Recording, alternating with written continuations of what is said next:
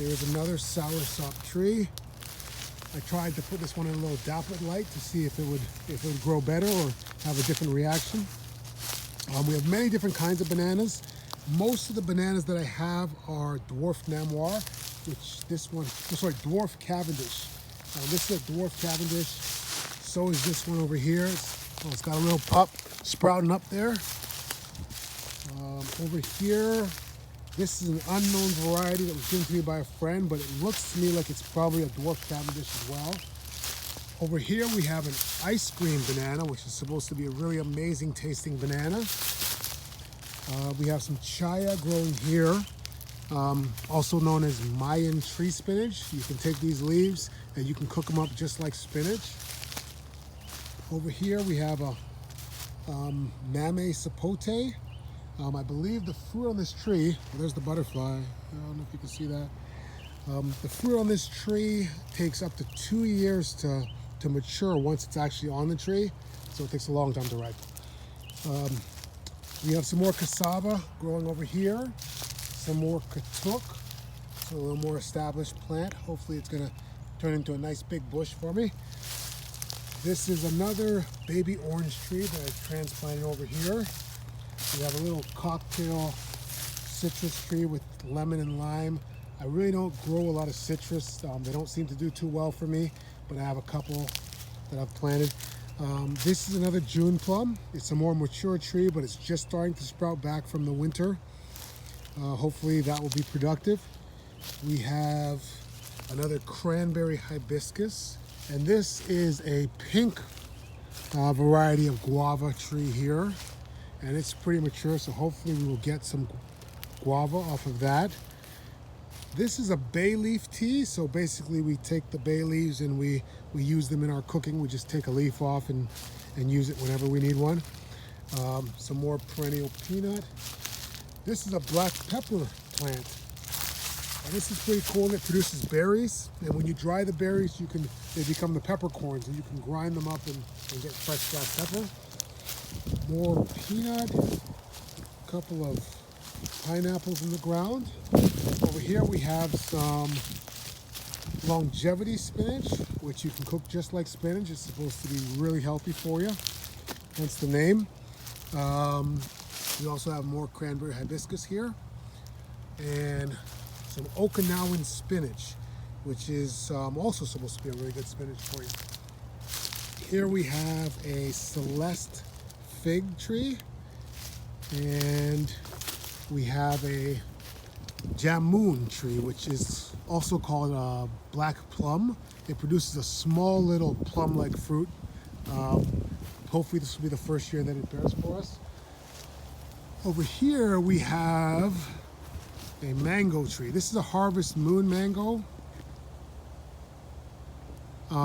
It produced a lot of fruit last year, but most of them fell off when they were little. If it does the same thing this year, it might be the last strike for this tree, and we might cut it down and graft onto the trunk some other varieties of mangoes that we have here that do a little bit better. We're going to take a walk back down here.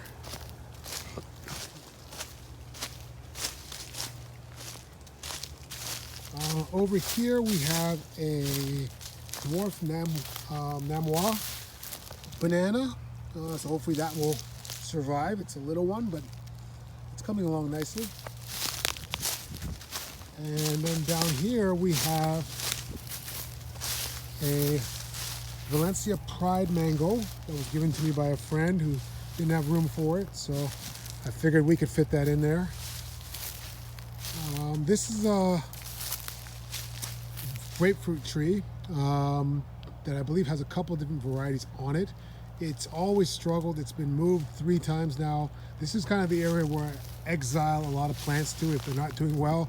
So they're kind of on their own down here. This one actually seems to be doing pretty good down here. This is about as good as I've seen it. So we'll see. Maybe we'll get something off it. What's funny about this is I've been trying to propagate bamboo and put a lot of care into it, and most of it fails. Occasionally we get lucky.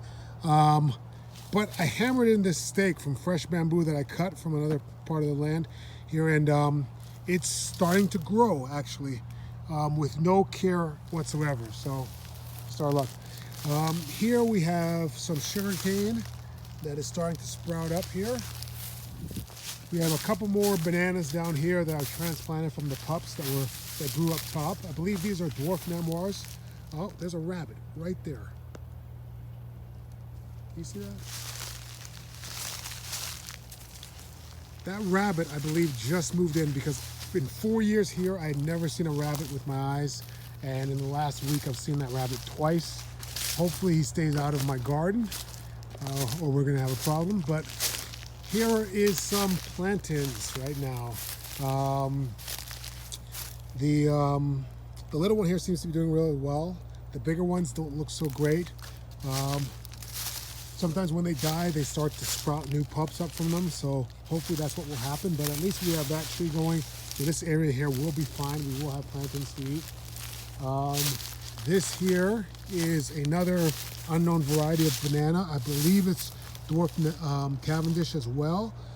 We've got some new pups that are sprouting up, so this should be fine. Over here we have a Mona Lisa banana, which I don't know what that tastes like, but sounds like it should be good. It's a ceiba tree, which was given to me by a friend. It's supposed to grow into a really large tree. When I first got it, I accidentally broke the top of it off, but as you can see, it kind of grew back. Most of these plants are very resilient and hard to kill, even for me. We have a blackberry bush here.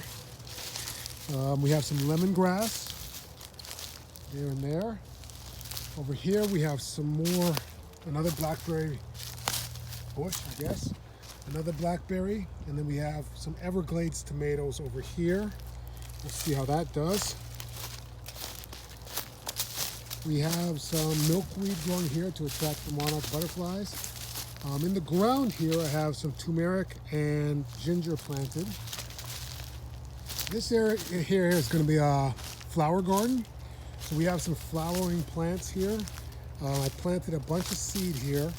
And the reason I have a flower garden is because I also have a beehive. And I want the bees to have a nice convenient source of nectar. So, so they're happy and they keep pollinating all my plants. All right, we'll go over this way. Over here we have a papaya. We have a beautyberry, which is a native Florida plant. More lemongrass. This lemongrass I just got from the grocery store and put it in water until it rooted and then planted it. Seems to be doing fine. Here we have a pear tree, which is very young. We have some sweet almond, which doesn't produce almonds, but it produces a very nice flower. It's very fragrant, and it attracts a lot of bees and a lot of pollinators. We have more lemongrass. We have a plum tree here, and then we have some sweet potato that's coming up here. Hopefully that will act as a ground cover. It's going to spread all over. More lemongrass, sweet almond. This is a peach, a Florida Prince peach tree. We have some more perennial peanut. We have a fruit called a logan, which is very similar to a lychee. And here is an actual lychee tree. Underneath it is some French thyme. We have another papaya here. This bed here is my blueberry bed. You can see there are blueberries all over these things here. They're loaded. We also have some watermelon growing over here. And we have some vines, some grapes. We have some muscadine grapes, and I believe we have another variety of grape as well. I can't remember the name of it.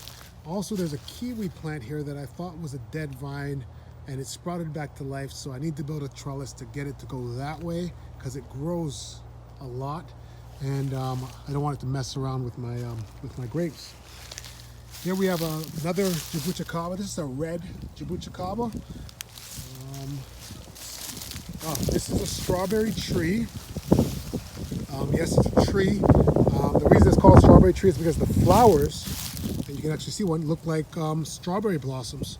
But it does produce a fruit that looks more like a cherry. I haven't tried one yet, but it does have some fruit on it, some little small ones.